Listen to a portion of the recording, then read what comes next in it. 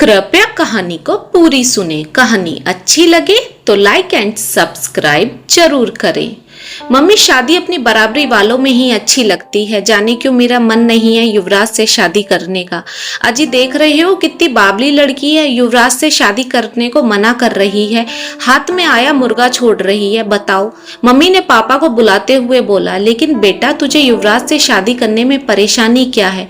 पापा ने बड़े प्यार से मुझसे पूछा। पापा, वो लोग कितने अमीर है और हम लोग कितने गरीब, आखिर क्यों वो अपने बेटे की शादी मुझसे करना चाहते हैं? पैसे की बात नहीं होती, कुछ लोगों का दिल भी बहुत बड़ा होता है। उनकी मम्मी ने इसे अलका की बेटी की शादी में देख लिया था, उन्हें ये पसंद आ गई, इसलिए वे अपने बेटे की शादी इससे करना चाहते हैं। मम्मी ने गुस्से में पलंग पर बैठते हुए बोला, बेटा तेरी शादी अमीर घर में हो जाएगी तो तेरे छोटे भाई की भी जिंदगी संवर जाएगी, वरना सारी उम्र ठेला ही लगाएगा।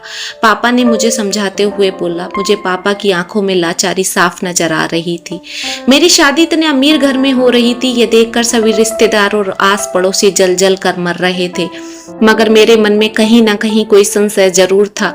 आखिर वे मुझ जैसी गरीब लड़की को अपने घर की बहू क्यों बनाना चाहते हैं? क्योंकि मुझे पैसे से ज्यादा प्यार से मतलब था, मगर मेरे माँ बाप की वजह से मैंने युवराज से शादी कर ली। इतनी बड़ी हवेली, नौकर चाकर, लग्जरी चीजों से भरा हुआ घर देखकर मैं खूब हैरान हुई। सासू माँ ने मेरा दिल खोलकर स्वागत किया। युवराज भी मेरा खूब ख्याल रखते। कुछ ही दिनों में मेरी सारी गलतफहमियां साफ हो गई। इतना अच्छा घर परिवार पाकर मैं फूली नहीं समा रही थी, लेकिन युवराज ने मुझे कभी एक बार भी छुआ तक नहीं। हमारे बीच किसी भी तरह का कोई शारीरिक संबंध नहीं बना था। शादी के 15 दिन बाद तक भी वे मेरे साथ एक दोस्त की तरह पेश आते। सासू माँ मुझे लेकर डॉक्टरों के चक्कर लगाने लगी ताकि मैं जल्दी से जल्दी उनके घर के वारिस को जन्म दे सकूं, मगर ये कैसे संभव हो पाता जब युवराज मुझे छूते तक नहीं। मैं सासू माँ से कहना चाहती थी, मगर शर्म के कारण कुछ भी नहीं कह पाती थी। शादी के बाद हर औरत की शारीरिक जरूरत उफान मारने लग जाती है। मेरा भी मन करता कि युवराज मुझे टूटकर प्यार करे, मगर वे रात होते ही करवट लेकर सो जाते। मेरे ससुराल वालों ने मेरे पापा के एक छोटे से ठेले को एक बड़े से शोरूम में बदल दिया। मेरे मम्मी पापा मेरे ससुराल वालों से बहुत खुश थे। कुल मिलाकर सभी खुश थे मुझे छोड़कर, क्योंकि मेरी शारीरिक जरूरत पूरी नहीं हो पा रही थी। मैं किसी से कुछ भी नहीं कह पा रही थी। ऊपर से मेरी सास मुझे रोज डॉक्टरों के पास जांच के लिए ले जाती।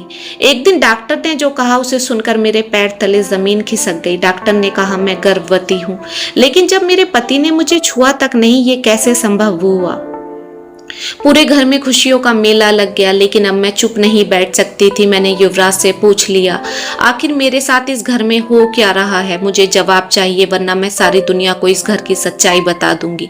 लेकिन युवराज ने जो मुझे कहा उसे सुनकर मैं सन्न रह गई। युवराज गे थे, उनको लड़कियों में कोई दिलचस्पी नहीं थी, इसलिए उनकी मम्मी ने किसी बाहरी आदमी का स्पर्म खरीद कर मुझे गर्भवती करा दिया, ताकि मैं उनके घर के वारिस को जन्म दे सकूं और दुनिया के आगे उनके घर की इज्जत बच सके।